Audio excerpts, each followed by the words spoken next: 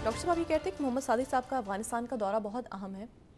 बहुत अहम है। और ये अगर मामला अफगानिस्तान के साथ हमारे ठीक हो जाते हैं, जो ठीक हो जानी चाहिए, और हम ज़ाहिर है पड़ोसी मुल्क हमारा, तो बाकी जो मामलात हैं, जो पॉलिटिकल टर्मोइल है और जो खैबर पख्तूनख्वा के की सूरत हाल में बिगाड़ है, या ये है कि कुरम के मामलात हैं या बलूचिस्तान के मामलात, जो मतलब है कि सियासत एक तरफ है और वो जो रियासत के मामला तो दहशत गर्दी और बाकी सारे और मुतालबात उनके, और बात कौन करेगा और कैसे। नवाज शरीफ साहब ने कल कहा कि मैं दौरा करूँगा, या जरदारी साहब ने कहा दौरा करूँगा, लेकिन कैसे बात होगी, कैसे आगे चलना है उस अब ये जो है मेरे ख्याल से मामलात को ये अफ़गानिस्तान का दौरा, वहाँ से जो भी इंडिकेटर आते हैं उसके बाद फिर ये अंदाज़ा होगा कि रियासत ने आगे किस तरफ जाना है, कैसे किसको इंगेज करना है, किसको डिसएंगेज करना है, और बड़े लॉन्ग टर्म इसके असरात होंगे।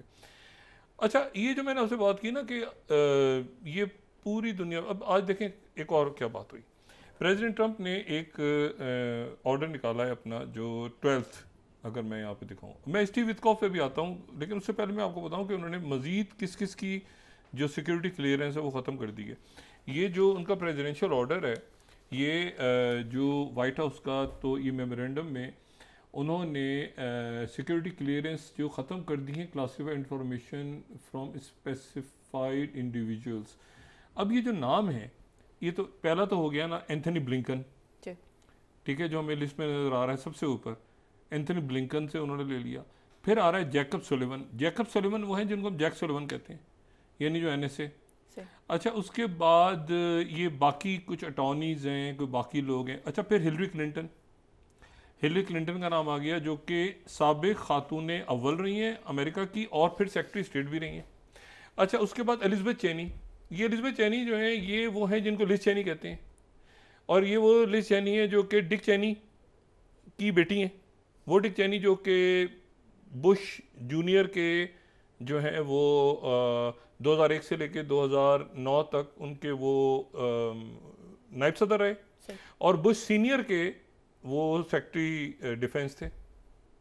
तो उनकी जो साहबजादी वो रिपब्लिकन है, लेकिन इनकी बहुत क्रिटिक थी, और इलेक्शन में ये प्रेसिडेंशियल इलेक्शन लड़ने की कोशिश भी की। डिक चेनी की बेटी हैं एलिज़ाबेथ चेनी, लिज चेनी उनका नाम भी है। कैमला हैरिस जो कि प्रेसिडेंशियल कैंडिडेट थी, नायब सदर थी। उसके बाद फियोना हिल, वो रशिया के हवाले से पढ़ाती वगैरह हैं, एक्सपर्ट हैं वहाँ पे। और फिर उसके बाद जोसेफ R बाइडेन जूनियर, यानी प्रेसिडेंट बाइडेन, और उनकी सारी फैमिली। अब इसमें से 2 तो ख़वातीन वो हो गई ना जो कि इलेक्शंस में थी। ये इन्होंने कहा है कि तमाम एग्जीक्यूटिव डिपार्टमेंट और एजेंसी हेड को कहा है कि सारी जो इनकी सिक्योरिटी क्लियरेंस ख़त्म कर दी जाए, और ये वगैरह वगैरह सारी लिस्ट आ गई। अच्छा, उसके साथ ही अब स्टीव विथकॉफ हैं, उन पे रहते हैं ना ज़रा। स्टीव विथकॉफ ने पूरा कहते हैं कि गज़ा से डायलॉग होगा, गज़ा पे हमास जो है, और वो हमास जो है वो एक इतनी बुरी नहीं है जितना लोग समझते हैं। वो पॉलिटिकल असला छोड़ दे तो एक सियासी रोल है उसका आगे गज़ा के अंदर। मैंने आपसे कहना कि इसको अभी तक एब्जॉर्ब करने की कोशिश कर रहे हैं लोग कि ये क्या बात की है उन्होंने। मतलब इसको समझना जो है वो काफ़ी ज़्यादा दुश्वार है सबके लिए कि उन्होंने जो बात की है, और उनकी जो बात है वो आप यकीन करें कि अच्छा खासा जो है ना टर्बुलेंस पैदा हो गई है पूरे मशरिक़ वस्ता में कि इन्होंने क्या बात की है। ये दोबारा मैं दिखा रहा हूँ, 18th Jerusalem post, Hamas can be politically active in Gaza after it disarms. ये मुझे बताएं कि इसके बाद ये क्या सिचुएशन, क्या सूरत हाल है जिसको आप कहें कि जी अब क्या होगा। अच्छा, और फिर उसके बाद 30th को फिर मैं रिपीट कर रहा हूँ, Hamas not as ideologically extreme as portrait. उतनी ज़्यादा वो एक्सट्रीम पे नहीं है जितना उसको जाहिर किया जाता है दुनिया के सामने। अच्छा, यहाँ पर किस्सा, इसी दौरान हूतीज़ ने भी, ये इंटरव्यू चल रहा है आगे पीछे, हूतीज़ ने फिर 48 घंटों के दौरान जो है वो तीसरी दफ़ा बेंगोरियन एयरपोर्ट के ऊपर उन्होंने बैलिस्टिक मिसाइल, और फिर और साथ ही उन्होंने कहा है कि फ़्लाइट्स वगैरह रुक गई दोबारा बेंगोरियन एयरपोर्ट। उन्होंने कहा है कि भाई ये जो है ना ये सीज़ फायर प्लान, और जब तक आगे नहीं बढ़ेगा तो हम तो अटैक करेंगे। और हम बता रहे हैं कि बाहर के जहाज़ अच्छे लोग हैं, अच्छे मुल्कों के, वो अपने जहाज़ वगैरह फ़्लाइट्स वगैरह ना लेकर आएँ तल अवीव। ये वार्निंग उन्होंने इंटरनेशनल कम्युनिटी को जारी कर दी है कि हम अटैक करेंगे, और हम कर रहे हैं, और देखो ये जो है बेंगोरियन एयरपोर्ट ये सेफ़ नहीं है। अच्छा, इसी तरह से उन्होंने स्टीव विटकॉफ ने लंबी चौड़ी बात करते उन्होंने बात कर दी रशिया के बारे में भी। रशिया के बारे में जो बात की उन्होंने, तो वो उनकी जो बात है वो भी अब ज़रा रशियन मीडिया पे आ जाएं कि रशियन मीडिया फॉक्स तो भी दिखा सकते हैं, लेकिन रशियन मीडिया पे आ जाएंगे, रशियन मीडिया को कैसे देख रहा है। पहले तो उन्होंने कहा कि ये 5 जो रीजन्स हैं वो की इशू हैं कॉन्फ्लिक्ट के अंदर। तो ये मैं तास को यहाँ पे हम कोट कर रहे हैं और देख लें कौन सी स्लाइड नंबर कौन सी है जी। अच्छा, वो ही कहते हैं कि जी 5, ये वही जो बात हम बार बार कर चुके हैं, 5 कौन कौन सी, क्रीमिया, दोस्ताक रिपब्लिक, लुहांस रिपब्लिक और ज़पोरिजिया और खैरसॉन, ये जो है ये अभी तक जो है की एलिमेंट हैं इसके कॉन्फ्लिक्ट के। लेकिन वो बात भी कहते हैं कि ये मेरा ख्याल है कि सो कॉल्ड ये जो 4 रीजन्स हैं, Donbas, Crimea, you know the name, ये नाम बीच में भूल गए, ठीक है ना, तो वो कहते हैं कि लुहांस और देर आर 2 अदर्स, ऐसे यहाँ नाम भूल गए तो इसके ऊपर वो अमेरिकन मीडिया इस पर कह रहा है नाम भूल गए, नाम भूल गए, नाम भूल गए। अच्छा, उसके बाद कहते हैं दे आर रशियन स्पीकिंग, और वहाँ पर रेफरेंडम हुआ था, मेजॉरिटी लोगों की चाहती है कि वो रशिया के रूल में रहें, मेजॉरिटी चाहती है कि वो रशिया के पास रहें।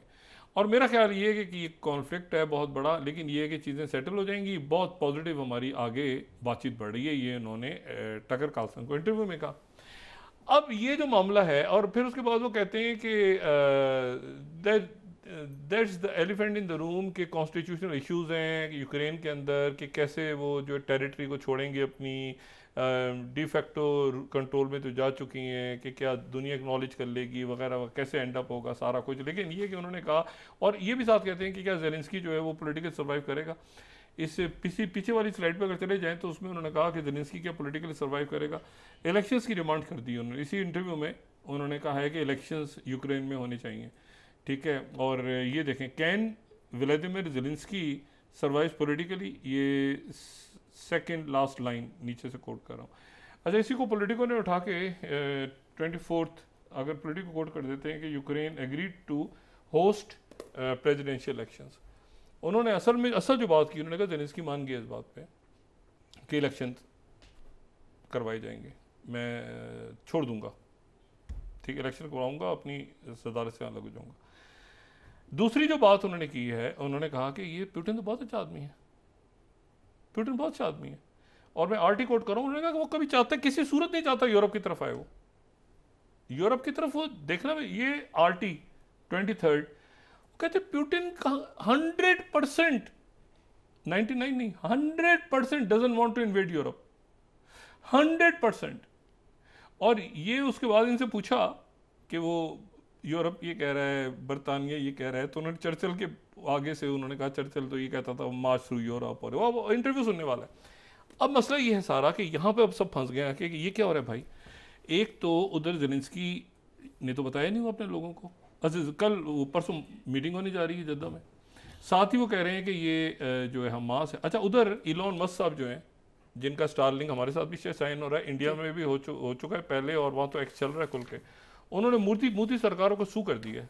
ये 26, ठीक है, टाइम्स ऑफ इंडिया, उन्होंने सू कर दिया है कि मेरा कंटेंट क्यों ब्लॉक कर रहे हो भाई।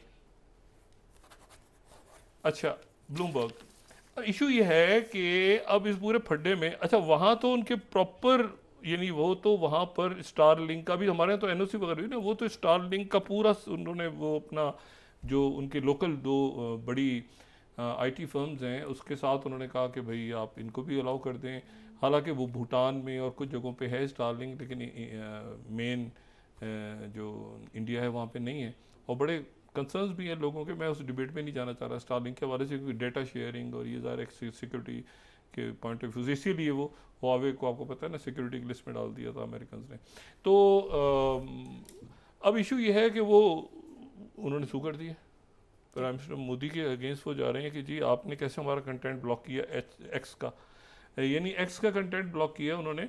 और उन्होंने ये नहीं किया कि अच्छा वो कर्ज के ऊपर हो गया, कब्जा हो गया।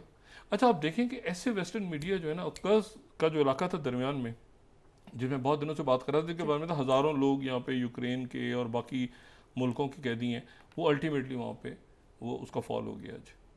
और उसका फॉल हो गया है। अब वो जो वहाँ पे लोगों ने सरेंडर कर दिया है, अभी शाम तक उसकी कुछ डिटेल्स आ जाएंगी तो कल बात करेंगे क्या लोगों ने सरेंडर कर दिया है, क्या लोग अरेस्ट हो गए हैं, क्या हुआ है।